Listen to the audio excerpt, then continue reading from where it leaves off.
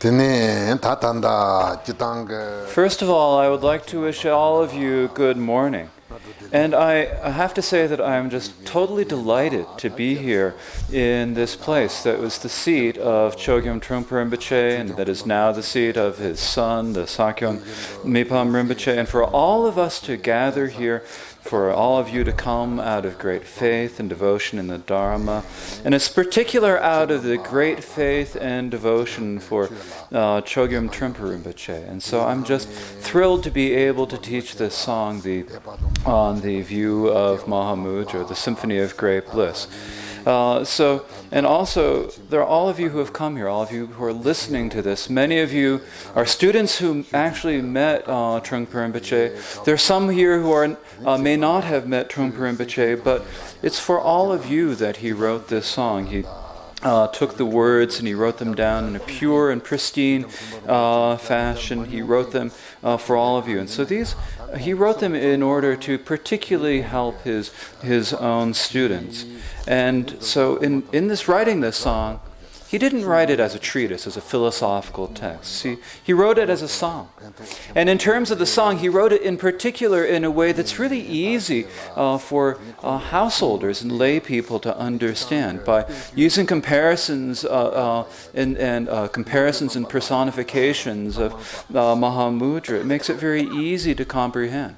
And so once you understand this, then it's easy to practice. And so and so we are all extremely fortunate for all this. And so I would like to ask all of you to please listen as well as you can, and then practice this as well as you can. So to pick up where we left off yesterday afternoon, yesterday we talked about the different philosophical schools that appeared in India, the Great Exposition, the Sutra School, Mind Only, and Middle Way schools. And we talked about how they are not really able to directly see the naked form of Mahamudra. That sounds terrible, doesn't it? They're not directly able to see this because they profess the existence of things, or they profess emptiness. They are not able to completely teach the nature of Mahamudra as it is. And so following that, we have the discussion of the different Dharma traditions that arose in Tibet. Now, there are many different types of instructions that were given, and because of these instructions, there were different practices and so forth that they had. And if we practice the instructions of the different traditions well, then that's very good. But we need to examine and see if we are actually practicing their instructions correctly. And so in this way, there are sections that talk about the aspects of these that are compatible and those that are incompatible with Mahamudra. And so if there are areas that there are incompatibilities or things that seem incompatible, then these are areas that we need to be careful in our practice. And in terms of the and then after that, it teaches the areas where it is compatible. So first, there are the teachings on how they seem slightly contradictory. This is on the outline. This is on the bottom of page 3, I believe. It is line 71 of the text.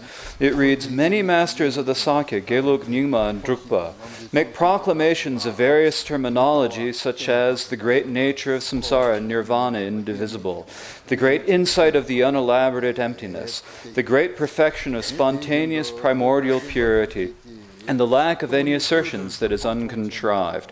And so there are the great scholars of the four main schools. The first is the Sakya, the second is the Gelug, the third is the Nyingma, and the fourth is the Drukpa Kagyu. So there were many great meditators, many great scholars, and people who practiced this, who had really excellent practice. And when they came to really establish their view, then in terms of the Sakya view, they talk about what is called the great nature of samsara and nirvana indivisible. This is line 73.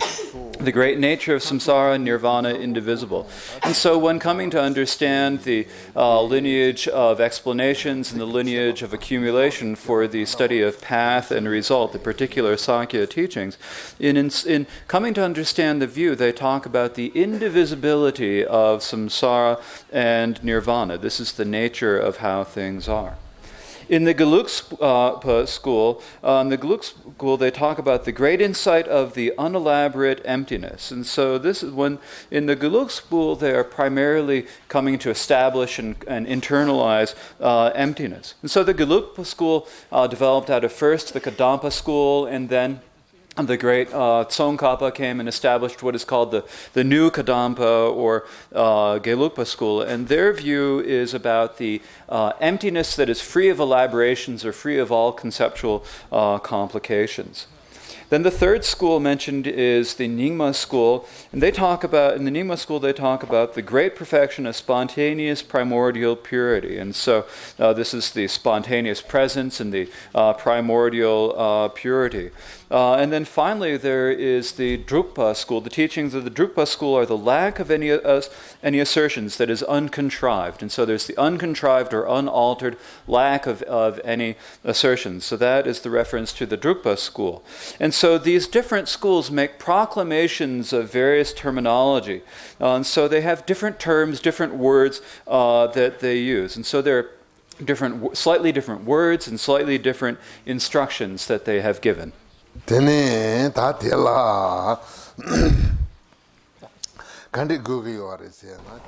what is it that we need to do?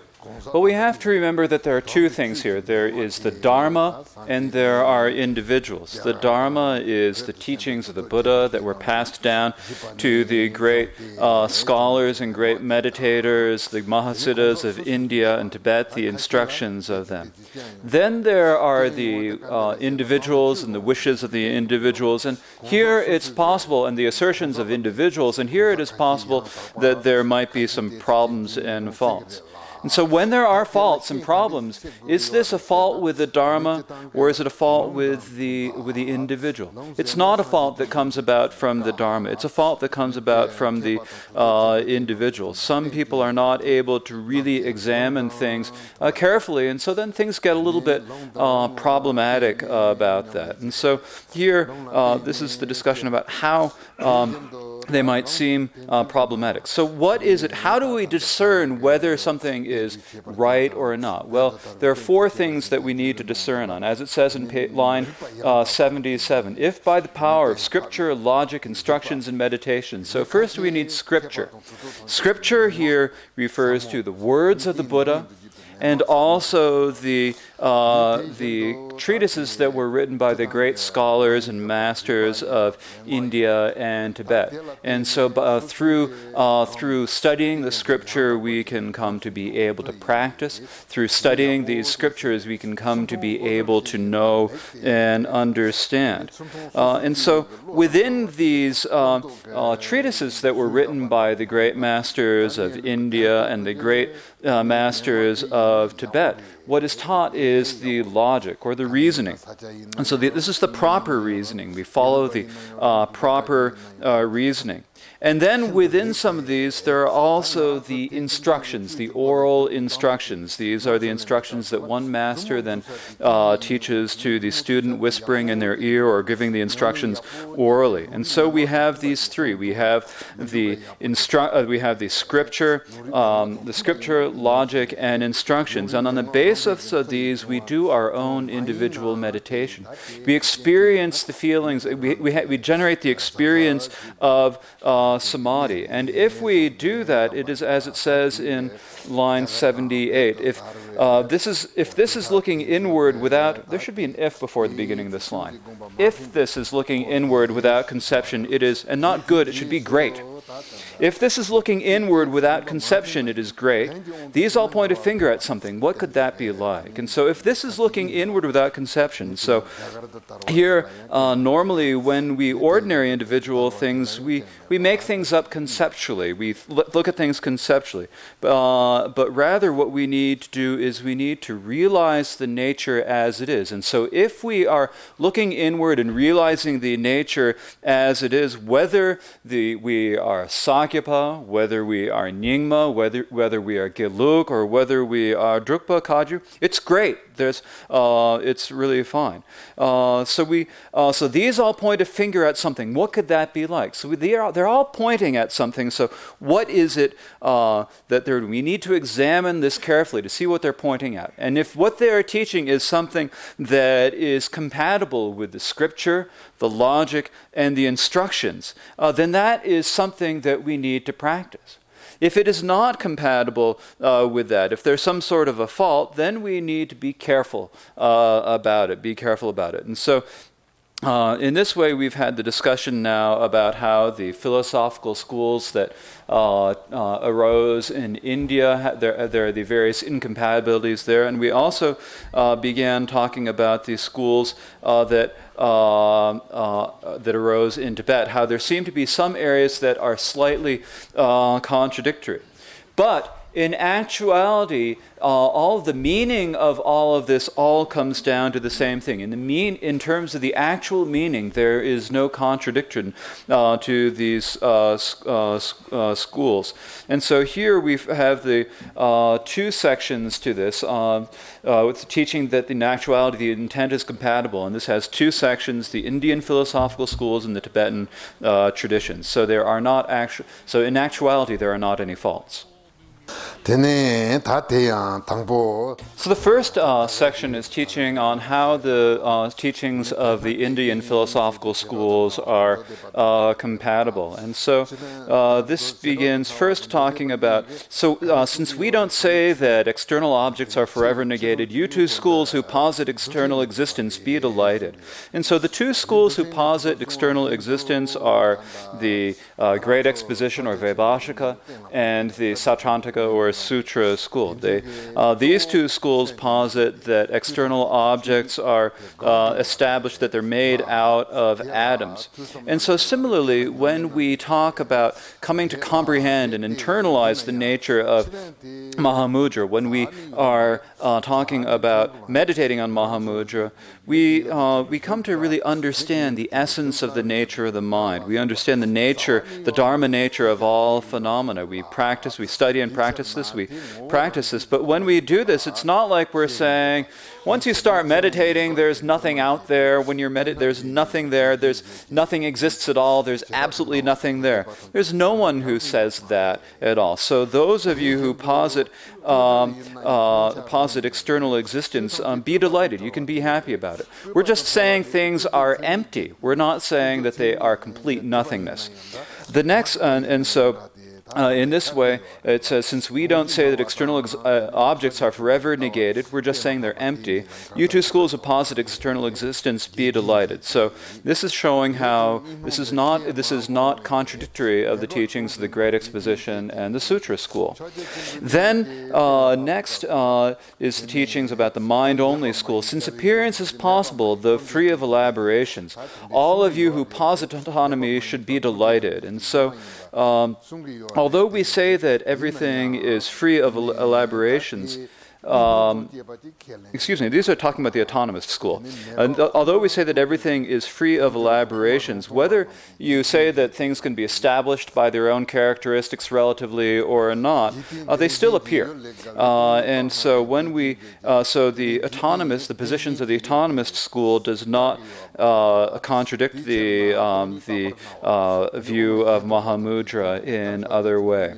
Then next it reads in verse 84, though something we do not assert this dualistic appearance, so you who hold no negations paramount should be delighted. And so when we are coming to understand the Mahamudra, it's as it is said in the Mahamudra and the prayer of Mahamudra. It's not something even the Buddha, even the victors cannot see it. Not nothing. It's the basis of samsara and nirvana.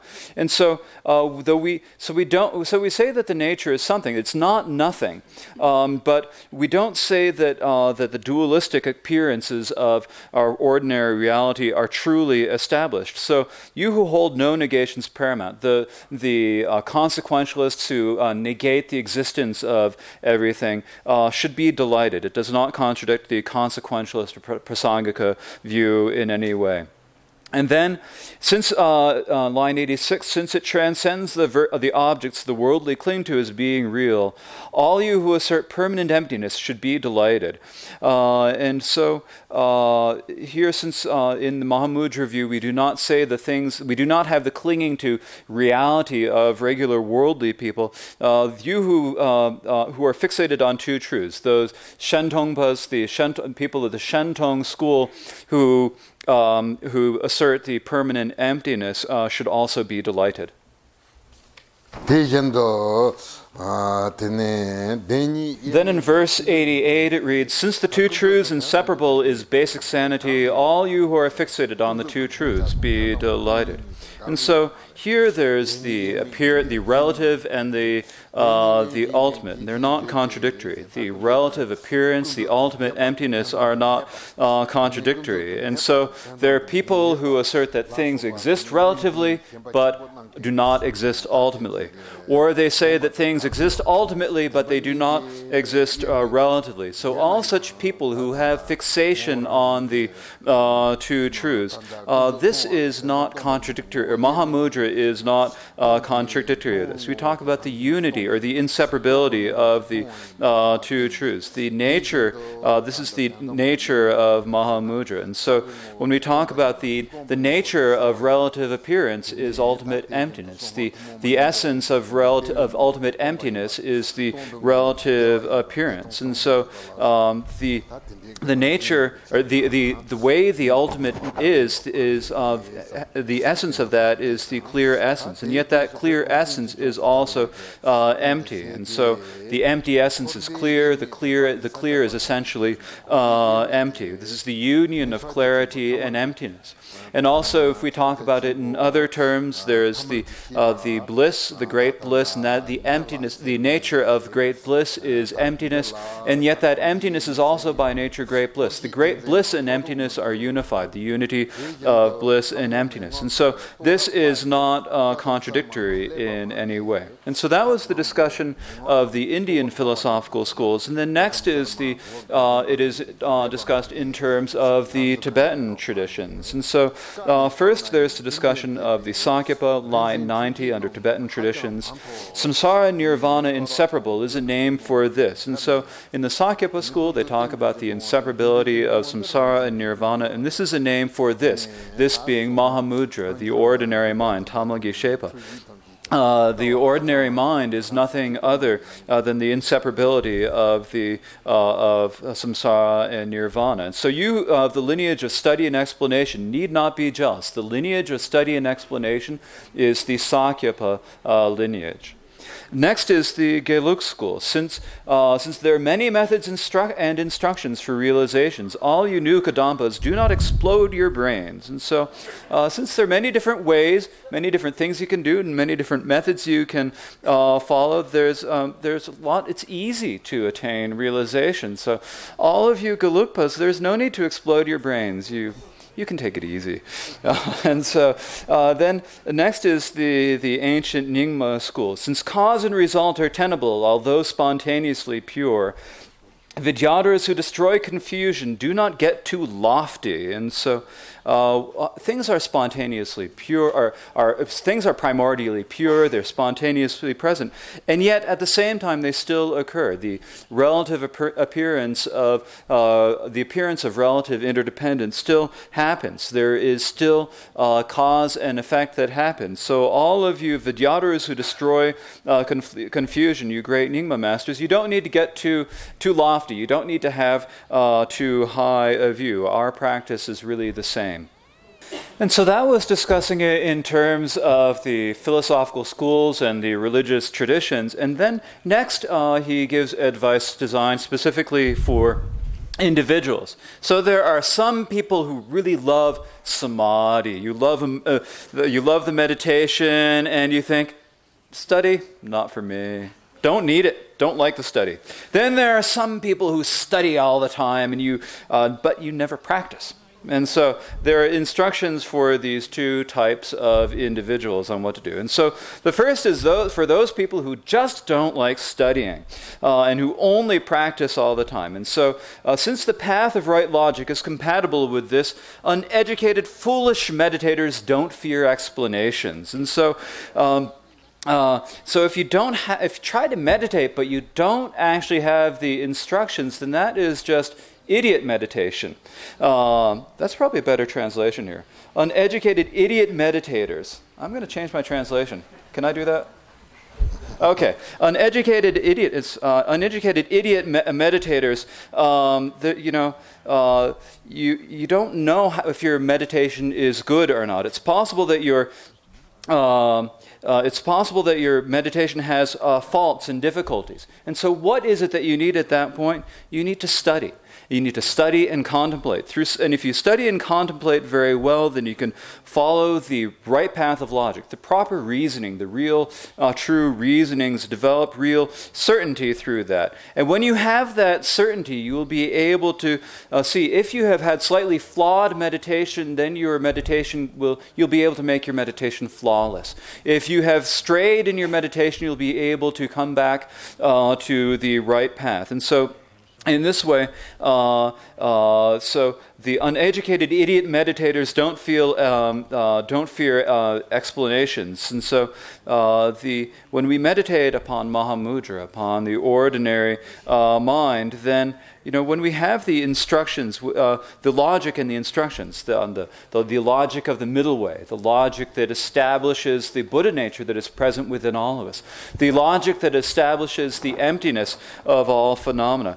If we have good understanding of that, then we can develop real certainty. And when we have that certainty, it will help us with our meditation on Mahamudra. It will help us with our meditation on the naked, ordinary mind. And so you idiot meditators who think, I don't need to study, I'm just going to meditate. You don't have to be afraid of studying and logic in that way.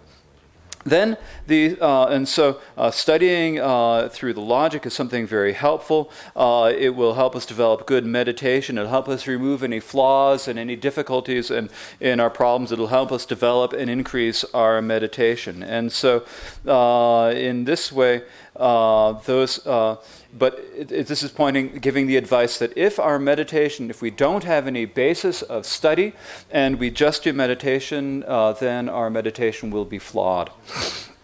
The second piece of advice is for those who only study and who don't practice at all, or only have a little bit of sort of second-rate practice. And so a little bit of advice for those people. It reads, since interdependence is so very bright in our perception, all you who speak intellectually do not hold one extreme. So, if you have good practice, then the interdependence is so very bright in our perception. This is what we see in our practice, that the practice is very good. So all of you who speak intellectually, so speaking intellectually means for those people who study and contemplate a lot but don't really practice. And then because they get so involved in the study, they're always criticizing one another, refuting one another's position, saying he's wrong for this reason or she's wrong for that reason. And so it says, do not hold one's extreme. So don't be such eggheads. Don't be such intellectuals. And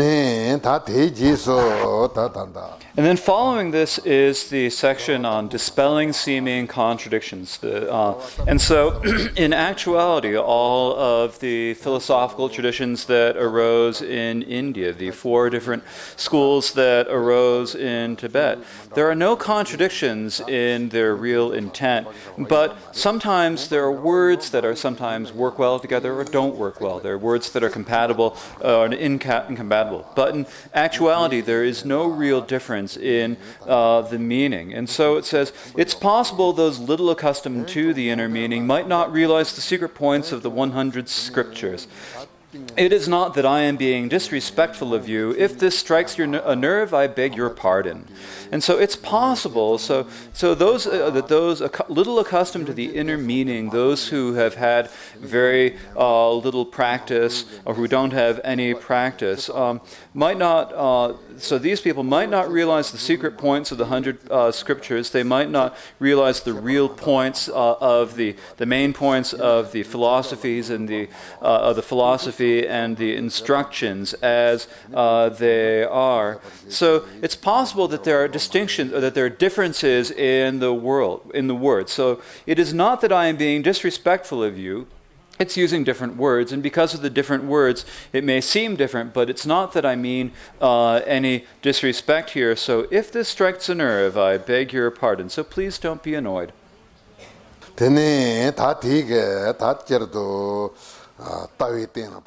And so here, generally we can talk about the song. The main part of the song has having three sections: the ground, establishing the view, the path, which is practicing meditation, and then the result, manifesting the result. And so, of these, we just completed the second section on the path, practicing meditation. And so, we need to practice the path. We need to do the path, and when we do that, this then explains how it is that the result becomes manifest. We have this wonderful path, and there may be ways that it seems compatible or incompatible with other paths, but these are really wonderful instructions, and if we practice them really properly, if we practice them as they should be practiced, then we will be able to attain the result. And so there's joy and result that happens from this. So how when the result becomes manifest, the sun of a happy mind shines from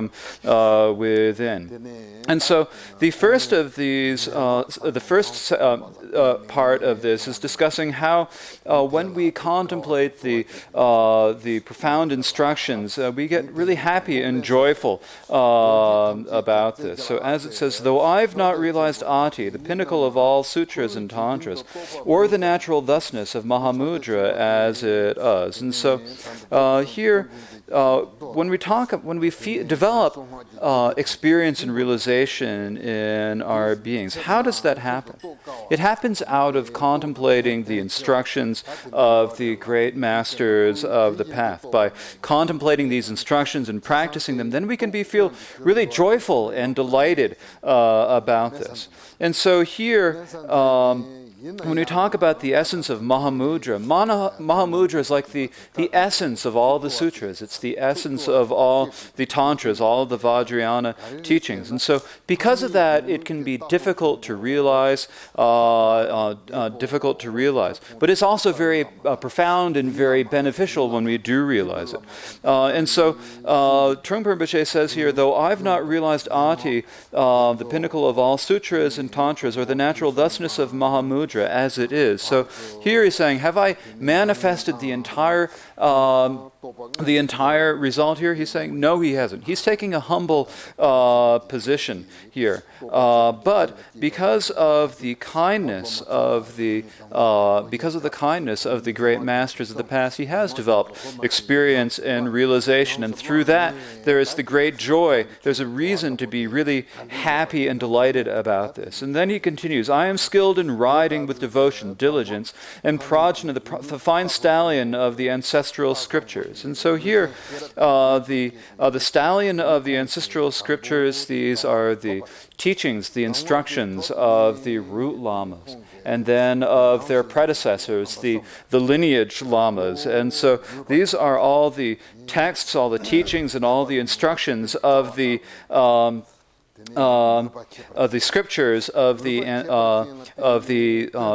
great lamas of the past. And so first he studied and contemplated them, then in the middle he practiced them, and then in the end he developed, he manifested the realization of that. And through that then he felt the great joy and happiness in doing that. That is so not only did he receive this realization, it's like he was able to achieve this through the instructions of the great masters of the path. So by receiving the instructions, he was then able to practice the instructions, and through practice them he was able to really taste the experience of Dharma. And then he was able to present this in a way for students to be able to study them and practice them, and also gain some sort of an experience of the feeling that comes from real Dharma practice. And so these instructions are, he compares them to a horse, a stallion. And so meditating on this is like practicing the instructions is like riding the stallion. And you have to know how to ride the horse in the proper way. And so what is the way that you ride it? Well, he says that I am skilled in riding with devotion, diligence, and prajna. So first, he has devotion. This is the faith and the interest that is the root of everything. So first having that wonderful devotion, and then through that wonderful devotion, you develop the perfect diligence. And when you have that diligence, first you have the diligence, and then you you practice. First with that diligence, you first study, and then you practice, and then through that, so through your devotion and your diligence, what is it that arises? You develop the prajna. And so this prajna is the wisdom that realizes, that sees things as they are, that sees the nature of all things. It is the prajna that arises out of listening, the prajna that arises out of contemplating, and the prajna that arises out of meditation. And so in this way, he's skilled in the instructions. He's skilled in riding the stallion of the instructions. And so this is discussing how fortunate he is. So what is this great fortune that he has? It is, line 103, thus I escape the chasm of knowing all while blocked in one, and have come to the plane of knowing one while freed in all. And so we all here, if you're walking through the bottom of a big chasm or a canyon, it's like a very dangerous thing to do. It's hard and difficult and very dangerous. And so then when you get out of that and you get to the plane, it's like really lovely. It's really wonderful and it's great. And so that is the example. And so what that is a comparison or a metaphor of is that first we study and we practice. And then when we study and practice, what happens at first is like we know all while blocked in one. We know everything. We've studied a lot of things, but it doesn't help us. We haven't been able to develop the true, proper, actual, ultimate practice. And so it's as if we know all while blocked in one. We know everything, but it doesn't help us in any way. And then when we are freed from that, we've come to the plane of knowing one while freed in all. When we're freed in that, then we develop the realization. And then when we develop that realization, we know the one thing. And so it's not that we know all but are blocked in one, but we know the one thing, the realization of the nature as it is. The realization of Mahamudra has become manifest. We've developed the realization. And so in that way, we are freed in all. And so this is just an absolutely wonderful feeling. So when we talk about the stallion of the ancestral scriptures, well, what is the ancestral scriptures? Well, it's the father, the grandfather, the ancestors, the great-grandfathers, the great-great-greats, all the way down to the very origin of it. There is a transmission of the instructions that were gradually passed on. And so these are the ancestral scriptures. And so where is it that these come from? Well, as is pointed out later on in the song in line 122, it says, Telopa and Naropa are so very kind. And so where is it that the instructions of Mahamudra came from? They came from Telopa and Naropa. And then from Telopa and Naropa, they were then given to the 13 in the single transmission. So the 13 in the single transmission are so very kind. And so when we talk about the 13 in the single transmission, this is that Telopa gave the instructions to Naropa, and then Naropa gave them to Marpa. And so it's with Marpa that the 13 in the single transmission began. And so for these 13 members of the single transmission, this continued all the way to the fifth Karmapa Deshin Shekpa. They were, the instructions were passed down from one person to only one other individual in an oral transmission for the 13. And so there's a lineage of the single transmission that came all the way to the fifth Karmapa Deshin Shekpa, who was the 13th in this lineage. And so up to this point, this single transmission was unbroken. And it was able to be preserved up to that point. And then at that point, what happened is that there were the blessings that made it possible to spread this transmission greatly and widely. And so the fifth Karmapa Deshin Shekpa gave these teachings to someone whose name was Mase Lodra Rinchen. Mase Lodra Rinchen. And he received these special, extraordinary instructions, and then he gradually spread these instructions. And so these are the instructions of the 13 in the single transmission that came down to Mase Lodra Rinchen. And then he passed them on to the Trungpa Rinpoche, who then, and so in this way, they passed down to the Trungpa Rinpoche, and this is how then they gradually spread from there. And so this is the ancestral tradition, the scriptures of the ancestral scriptures that then were gradually passed down. And as it says later on in the lines that read, Telopa and Naropa are so very kind. The 13 in the single transmission are so very kind. Gangshar Ompo is so very kind. And so here, Gangshar Ompo is his own special, his extraordinary Lama. And so these are the instructions are of these people. These are the people in the lineage of the single transmission. And it's through knowing their instructions that he was able to come to the plane of knowing one and being freed in all. And so I thought I'd like to tell you a little bit of a story about this, knowing all and being blocked in one, and then coming to the plane of knowing one and being freed of all.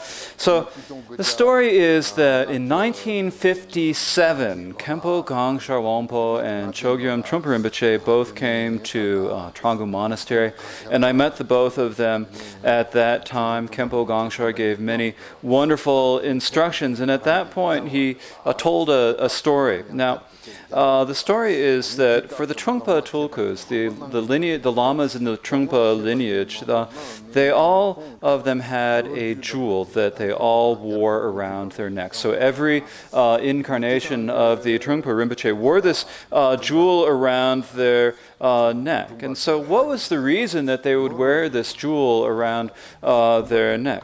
Well, some people said that, this is a special jewel. It has the power to ward off spirits and geks and dens and all these evil influences. But that's not the reason why he wore the jewel. Actually, the jewel is a symbol of the jewel of the mind, the jewel of the realization of Mahamudra. This is something that the Trungpa Tulkus had within their mind. And so the previous Trungpa Tulkus had this, and then the successors also had this realization, and then the next Trungpa Tulku would have it in this way. And so in this way, the same realization, each of the Trungpa Tulkus had the same realization. And in the same way, as a symbol of this, they each wore the jewel. The first had the realization, wore the jewel. The second also wore the jewel. The next also wore the jewel, and so forth. And so this is the tradition. It is a symbol of their realization of the Dharma nature as it is being manifest, that they wore this. But when you get a new body, sometimes you sort of forget a few things. And so when Chögyam Trungpa Rinpoche was young, he sort of forgot his realization a little bit. And so one day he was playing around and he lost the jewel. And when he lost the jewel, this is like he had not yet really manifested the realization of the Dharma nature as it is. And because he hadn't realized that this is a symbol, that he lost the jewel as a symbol of this. Then Khenpo Gangshar came, he gave him the instruction, and then because of the instruction, he was able to really manifest the true realization of the nature of all things. And when he manifested that realization, then at the same time, out of the profound power of interdependence, he also found the jewel. And so he found the jewel, and then he, after that, he also wore the jewel. And so this is just a sign of, it's just a symbol a symbol from the interdependence, the coincidental symbol. At first he had forgotten the realization, and then when it became manifest, he found the jewel again. Because of the instructions, he was able to read this. And so when we read in this song about this ancestral stallion of the stallion of the ancestral scriptures, this is what he is referring to. So riding this fine stallion of the ancestral scriptures, thus I escape the chasm of knowing all while blocked in one, and have come to the plain of knowing one and one while freed in all. And so I just thought I'd tell you the story. This is something that old guys like me can do.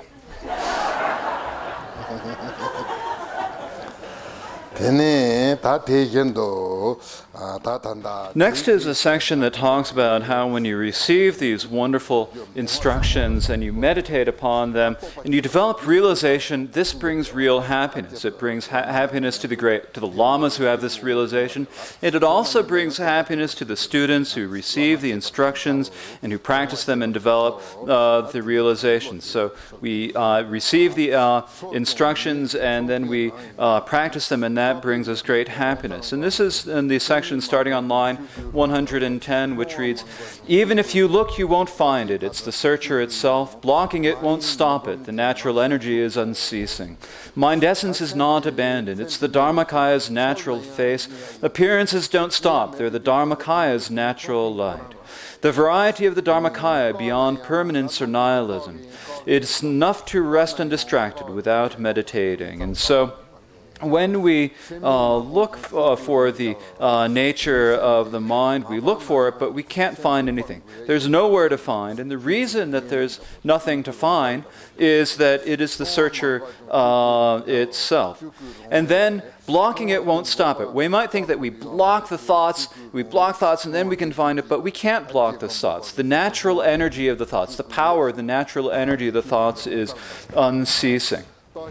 Mind essence is not abandoned. It's the Dharmakaya's natural face. So we don't need to give up the mind in any way. The mind is it's the natural face of the Dharmakaya. It is the way it is the nature of the Dharmakaya. It is the natural face of the Dharmakaya. Appearances don't stop. So we can't stop the appearances. We don't want to stop the appearances. The appearances are unceasing. This is what the Lord Gampopa described as when he said that appearances are the innate light of the Dharmakaya. Appearances are the co-emergent or innate light of the Dharmakaya. They're the natural energy of the Dharmakaya. And so the variety of the Dharmakaya is beyond permanence and nihilism. It's beyond any extreme. And so it is enough to just rest within the natural state of this without being distracted, without meditating, and just resting within this natural expanse of the Dharmakaya. And so this is when we I'm talking about how when we realize this nature, there's the great happiness that arises, and at that point, all we need to do is to rest within equipoise.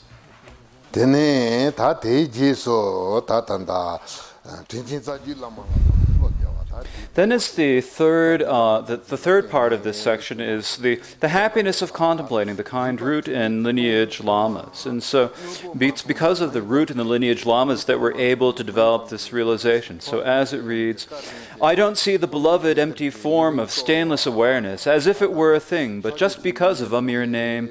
A long time ago I lost the kind mother of the Four Nobles. I lost her who gives unchanging great bliss." And so the nature of Mahamudra is in the instructions of Mahamudra, the practice of Mahamudra, the stainless practice of Mahamudra. Is this something that is a real thing? Is it a solid thing that we can find? we don't. I don't see the beloved empty form. We can't see any there. So Mahamudra is just a name. It's just merely a name. And so, but because of this name, it's the name, because of this name, all of the Buddhas, all of the Bodhisattvas, all of the self-Buddhas or Pratyeka Buddhas, all of the listener arhats were able to attain, to appear. This is the Mahamudra is the mother who gives birth to all of the noble beings. So whether you call it the Prajna Paramita, whether you call it Mahamudra, it has the power to be able to free all sentient beings from the suffering of samsara. It has the power to be able to lead ourselves and all of their sentient beings to the temporary and ultimate results. And so it is able to give us she gives us the unchanging great bliss. But right now we have not realized her. It's like we've lost her. We might look for her, but we've lost, we can find her. But really, I have seen the nature from which we have never been separate, present in the manner of a co-emergent union. So the co-emergent union means that she's always there, always innately present. And where is it? She's present with it. It's right together from us. It's not far away from us at all. Not only is it not far from us, when we actually meditate upon the we see that we've never been separate from this. It has been with us together from the very beginning. The innate nature of the Mahamudra has been with us from the very beginning. And so now we have been able to see this. I have seen the nature from which we have never been separate. And whose kindness is it that we have been able to see it? It is, as it says, Telopa and Naropa are so very kind. The 13 in the single transmission are so very kind. Kongshar Ompo is so very kind. To repay their kindness, I look into the mother's face. And so these great lamas have all been so very kind. And so in order to repay the kindness, the best way to repay the kindness is to look into the mother's face or to practice, to do rest in the practice of meditating on the profound Mahamudra. Tene ta thige rangdang pusun sopan jo to la gawa dang to ajung ke solte sungare la ta te. And so that section is discussing the perfect benefit for ourselves and the joy and the happiness that comes from this perfect benefit for ourselves. And then following this comes the section on the perfect benefit for others and the joy and happiness that comes out of this. And starting in line 126. It's been spontaneously decided that we can't be parted. She with the lovely visage of the indescribable Bindle revels with the warrior of luminous awareness, effortless in the natural freedom of the six consciousnesses, and with the dance of Upaya and Prajna indivisible in the Dumatal of the immaculate great bliss. She easily leads all beings together, all our former mothers, to the Dharmakaya citadel of dawn meditation. And so here, his wisdom, the wisdom mind, the essence of his wisdom mind is something that can't be parted. It doesn't come or it doesn't go. You cannot be parted from it. And so this is the basis of all. This is the nature of Mahamudra, the nature of ordinary mind that is with us, and it's always together with us. We cannot be parted from it. And so, when we when we study this and when we practice the meditation, we can never be parted from the meditation in this way. And so here that's she with the lovely visage of the indescribable wisdom. This is describing the empty aspect of the Dharma expanse. And then the aspect of means is the warrior of the luminous awareness. So we have the union of the Upaya and the Prajna, the union of the Prajna and the means together. And so when they can never be separated, and because of that there's great joy and great delight that happens. But not only is it so they're reveling, she's reveling with the warrior, and the reveling here means the great joy and delight. So effortless in the natural freedom of the six consequences. And so then it goes on, it continues talking about how fortunate you all are. You all are so extraordinarily fortunate. There is an amazing Lama who came. and he gave the amazing instructions. And when he gave these amazing instructions, you were able to receive these instructions. And now, even though he has passed on, he's given the instructions and he passed away into nirvana, but he still has his representative, the Chögyam Trungpa Rinpoche, who is still present. He can teach these instructions. He gives these instructions. And so he has left these instructions here in this human world for us to be able to encounter, for us to be able to study. And we are able to actually practice them. And these are something that can remain with us from generation to generation. His activity will continue unbroken for generation after generation. And we're especially fortunate now, because if we had been born in this land of America 50 or 60 years earlier than we were, we would not have had the chance to encounter Chögyam Trungpa Rinpoche. But it is the Dharma at that point had not spread in America. But then, because of the activity of great lamas, such as primarily Chögyam Trungpa Rinpoche, the Dharma has spread here in America. And then it's continued to spread, and is spreading more and more widely all the time. And so there are the instructions that can bring us realization. We can practice these instructions. And as we do this, she easily leads all beings together, all our former mothers, to the Dharmakaya citadel of non-meditation. So these instructions bring us all together, all of the instructions. While he was, we could receive the instructions from him while he was alive. And now, even after he's passed into nirvana, we can still receive the instructions from him. And so all of us students of him need to have real confidence. We need to have real courage in what we can do. And in the future, we need to propagate and spread these instructions for generation after generation. We need to make sure that these instructions of the Dharma thrive and flourish. Then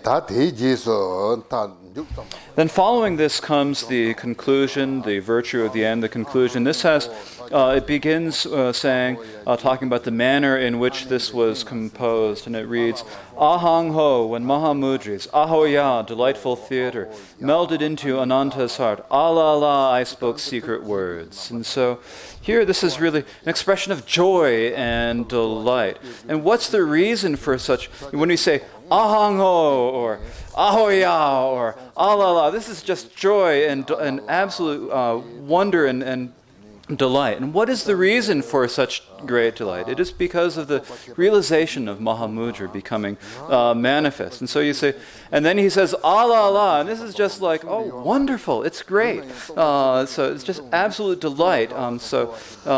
When you develop the true realization within yourself, most lamas don't say, I now have realization. They don't say that, but there's such delight at this. There's such joy and delight at this that he couldn't help and said, I spoke secret words. I said what I should, saying a few secret words here. So this song of recognition of luminous Mahamudra, called A Symphony of Great Bliss, was written following the compositions of Mipam Jampayang, who is actually Manjushri appearing in a human form, and Chankya Rolpe Dorje by Chögyam Trungpa Sampo, who has unassailable faith in this path at the age of 19 in the delightful and remote Kumu Tikle monastery called Pema Sangwe Drine. Through this, may the activity free of interest in the 8 worldly dharmas, the stainless teachings of the essence of the meaning lineage, be perfectly done. And so, here, he wrote this when he was very young. He was 19 years old, and the place that he wrote it was a place he came to on his flight out of Tibet, the Pema Sangwe Drine. That means the secret place of place of flight, of the lotus secret place of the flight. And But when he wrote it, he must have known the future situation, what the future situation would be like. He knew that he would have a large number of students, and he knew that among those students there would be many foreigners, and that especially there would be many householders among the foreigners. And so he wrote the instructions in a way that is easy for people to understand, and he used examples of householders' behavior. So he used these examples, knowing that in the future, knowing the situation that there would be in the future. And so he wrote this. So even, it's like he left this as a testament for all of his future students. So even though he passed away, the instructions of his scriptural tradition, the fine stallion of the ancestral scriptures is still there. These are the instructions that have come down. And so whose purpose is it that he taught them for? He taught them for his students. He taught them for his students, so it's important that all of you use these instructions well. These are these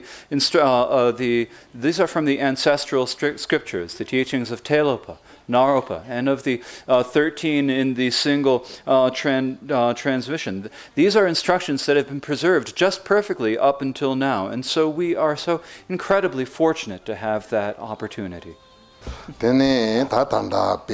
I'm just absolutely delighted to have had this opportunity to teach this song of the Mahamudra View by Chögyam Trungpa Rinpoche. I feel like it's a wonderful thing. And so now that I've taught it, I'd like to make an aspiration prayer that here in the seat of Chögyam Trungpa Rinpoche, his teachings may spread and flourish and may always increase. And that also that all the real experience and realization of all his students may develop, increase, and flourish, and that they may have no obstacles or difficulties in